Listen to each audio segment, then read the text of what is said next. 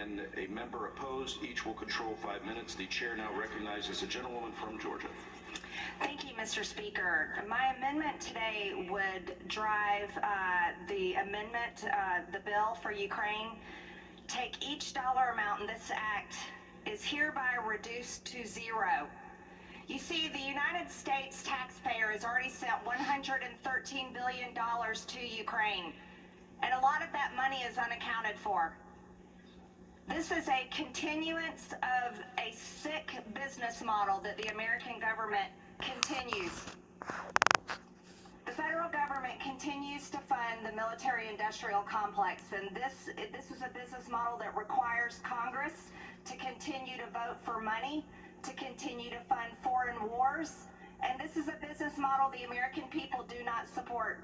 They don't support a business model built on blood and murder and war in foreign countries, while this very government does nothing to secure our border.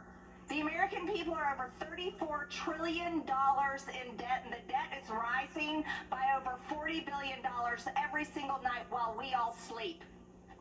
But yet nothing is done to secure our border or reduce our debt. Inflation has driven out of control. Americans are suffering every single day. They can hardly afford their grocery bills. They can hardly afford gas in their car. They can hardly afford rent. And now mortgage payments are well over $3,000, where they were only just over $1,700 3 years ago. The youngest generation, young adults, don't even think they're going to be able to buy a home in their lifetime. And today in Congress, the most important thing that this body thinks should be done is to send another $61 billion to a war in Ukraine that the American people by 70% do not support. Mind you, this comes on the very heels of Monday being April 15th, tax day, where every single American had to scrounge up their money and send their dollars in to the IRS. Or some of them had to file extensions because they weren't ready and didn't have the money to pay their taxes. But today, this body says the most important thing we can do, no, is not reduce spending. That's not it. Not to do anything to drive down inflation. Oh no, we can't do that for the American people. It's not to secure our own border that is invaded every single day by people from over 160 different countries. No, don't secure the American border. Let everyone in. We have over 1.8 million known gotaways. We don't know who these people are. And yet you have members of this body talking big and tough about, oh, we have to defeat Russia. Oh, we have to protect Ukraine. But yet all of you are unwilling to protect the American citizens that pay your paycheck, pay the light bills in this building, and pay for this entire federal government. For what? For nothing. Ukraine is not even a member of NATO.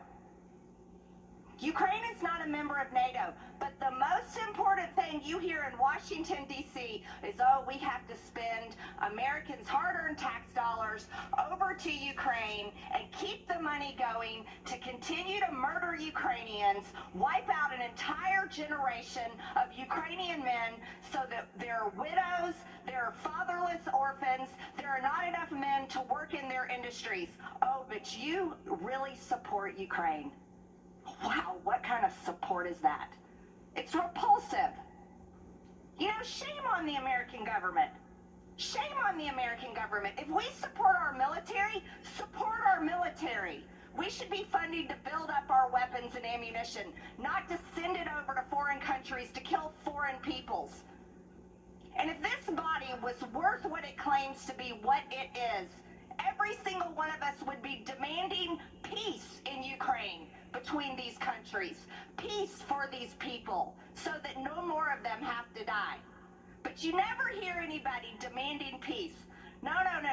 Peace is the last thing Washington wants because it doesn't fit the business model. This is a business model that they say continues our economy, protects American jobs. What a disgusting business model. We should have a business model that builds up our American companies and American jobs to serve American interests, and our military and our government should care about protecting the national security of the United States of America and the Americans that pay their hard-earned tax dollars